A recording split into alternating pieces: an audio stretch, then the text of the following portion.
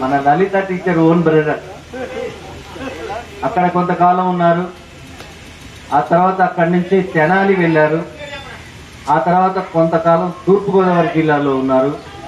ఆ తర్వాత ఎవరి ద్వారానో చిన్న చిన్నగా ఇంటికి రాకుండా మద్రాసు వెళ్ళిపోయారు. అడ్రస్ లేడు, పత్తా లేదు. ఇంట్లో వాళ్ళు చనిపోయాడని అనుకున్నారు. ఆ తర్వాత ఆయనకి మనం ఎందుకు సినిమాలలోకి వెళ్ళకూడదు, మనం ఎందుకు ఒక ప్రముఖ సంగీత దర్శకుడిగా తయారు కాకూడదు అనేటువంటి ఒక లక్ష్యంతో ఇంట్లో చెప్పకుండానే సుమారు 4 సంవత్సరాలు బయటికి వెళ్ళిపోయారు.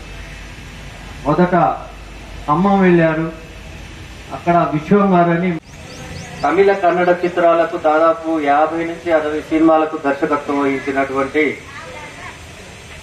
వ్యక్తి మా నాన్నగారు.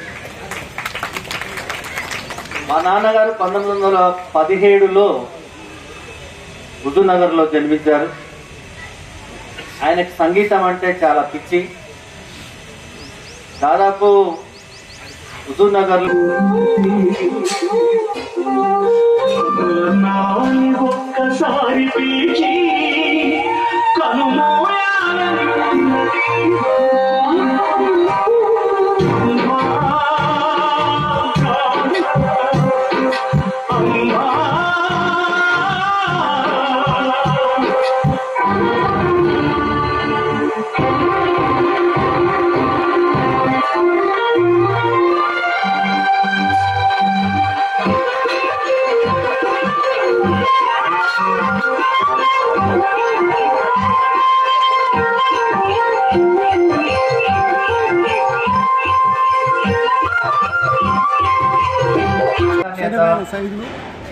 తర్వాత మీరు ఏ రంగంలో స్థిరపడ్డారు, ఏం చేస్తున్నారు ప్రస్తుతం, మీరు ఇచ్చే సందేశం ఏంటి అనే దాని మీద మనం కొంచెం పాల్పంచుకోవాల్సినటువంటి అవసరం ఉంది.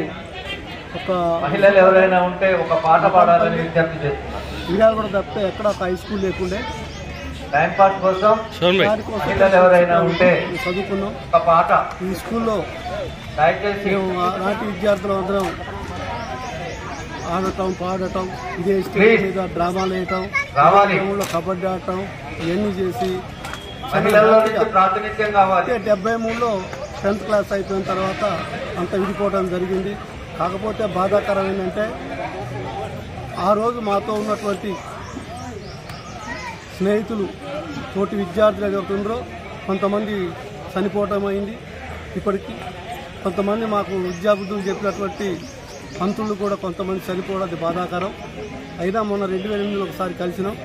అప్పుడు కలిసినటువంటి వాళ్ళు కొంతమంది ఈ రోజు లేకపోవడం కూడా బాధాకరమే.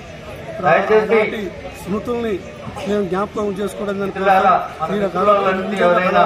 ఎంతో సంతోషంగా అందరం అప్యాయతగా కలుసుకొని మా కుటుంబాలు మేము ఏ విధంగా వచ్చాము, ఏం చేస్తున్నాం, పిల్లలు ఏం చేస్తున్నాం అని చెప్పి అన్ని కూడా ఇక్కడ ఒకరికొకరు చెప్పుకొని అదే పరిచయం చేసుకొని మా పిల్లలు ప్రయోజకులు అయినా పిల్లలు పెద్దోళ్ళని చెప్పుకొని ఎంతో సంతోషపడుతున్నాం. ఈ విధంగా కలుసుకోవటం ఎంతో గర్వకారణంగా ఉంది. ఈ బాలశౌరి చిన్ననాడు కలుసుకొని ఉన్నాం. ఇలాగా అందరం ఆ రోజు ఎంతో ఈ గ్రౌండ్ లో తిరిగి చేసి ఆటలాడినాం. ఈ రోజు పిల్లలందరం చూసేవారు ఎంతో సంతోషంగా ఉంది. మీ పిల్లలు ఏం చేస్తున్నారు, ఎంతమంది పిల్లలు ఏంటి, వాళ్ళందరినీ యోగక్షేమాలు అడిగి అందరం కూడా సంతోషంగా ఉన్నాం. కాకపోతే బాధ ఏంటంటే ఆ రోజు ఉన్నటువంటి మాతో చదువుకున్నటువంటి కొంతమంది మిత్రులు లేకపోవటం బాధాకరం. పంతులు కూడా ఆ రోజు మా చదువు చెప్పినటువంటి పంతులు లేకపోవడం బాధాకరం. అంత మంచిగా